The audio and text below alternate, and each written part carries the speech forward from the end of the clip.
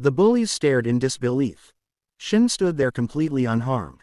Before they could even finish processing it, Shin vanished in the next instant. He launched himself forward at an unbelievable speed, appearing right in front of one of the bullies, so fast that the boy had no time to defend himself against Shin's attack.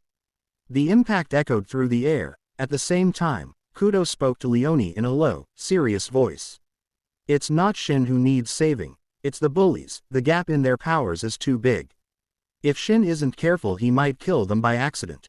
Leonie froze. So, he was just pretending all this time. She had thought that Shin was losing the fight, but in reality he had been acting. Back to the fight, Shin defeated the first bully with ridiculous ease. The remaining two finally panicked and began to power up, auras flaring around their bodies. But Shin didn't even bother to power up. One of the bullies swung forward with a kick charged with energy, aiming at Shin's head. Shin calmly dodged the incoming attack. The bully's foot slammed into the ground, shattering the ground. Shin then disappeared from sight, which shocked the bully who was watching. Where did he? Too late, Shin replied, as he reappeared behind the second bully and drove a brutal punch straight to the bully's stomach. The boy's eyes went wide as he coughed out blood. The impact sent him crashing into a nearby wall. The other bully clenched his fists with rage and fear as he began gathering energy, forming a sphere of energy in his hand. Shin sighed under his breath. Vampires, what a pain. With a murderous intent, the bully released the attack. The explosion swallowed the battlefield. The shock wave tore through the ground, hurling chunks of rock and debris.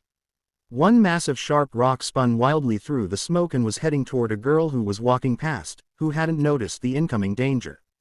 Kudo's eyes snapped wide. His instincts screamed. He turned sharply. Leonie, Claire, get to the cafe now. Kenji and I will be there shortly, he said. Leonie then gave a small nod.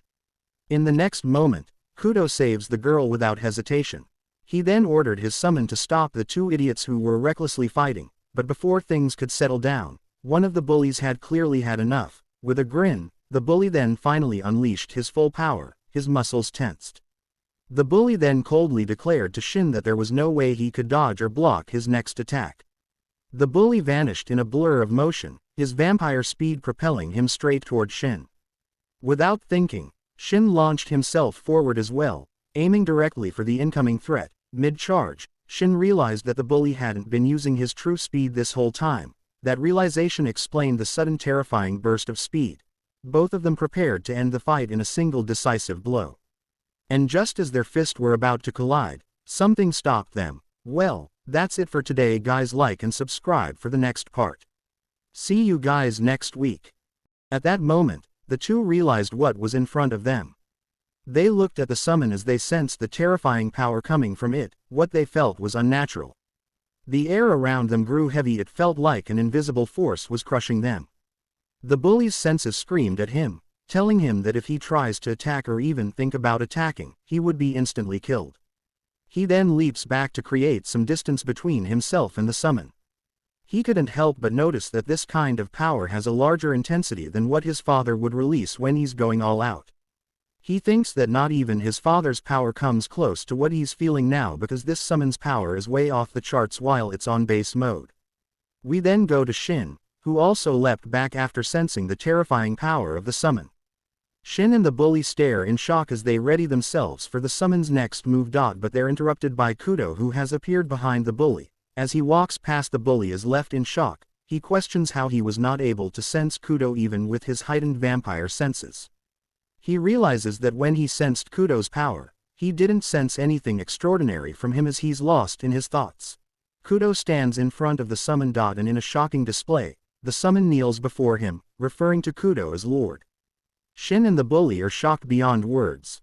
They realize that commanding such a powerful summon wasn't just about strength, but this was authority. Shin took a slow breath, forcing himself to remain calm.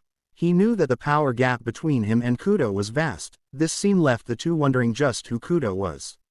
Kudo, with a commanding voice, then commanded his summon, whose name is Delta, to return.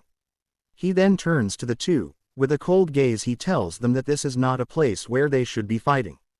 Kenji then appeared instantly beside the bully with his arm around him, as though they were like old buddies. The bully is left paralyzed in fear by not being able to see Kenji's arrival next to him. With a cheerful voice that felt disturbingly out of place, Kenji spoke, and he told the bully to get lost. Then without warning his voice dropped, sharp, heavy and filled with a quiet menace. His expression twisted not into rage but into something far more terrifying. He tells the bully that if he sees him or his friends causing trouble he won't hesitate to drive a stake into their hearts. That sudden statement from Kenji sent chills through the air. Kenji then remembered something about who this bully was.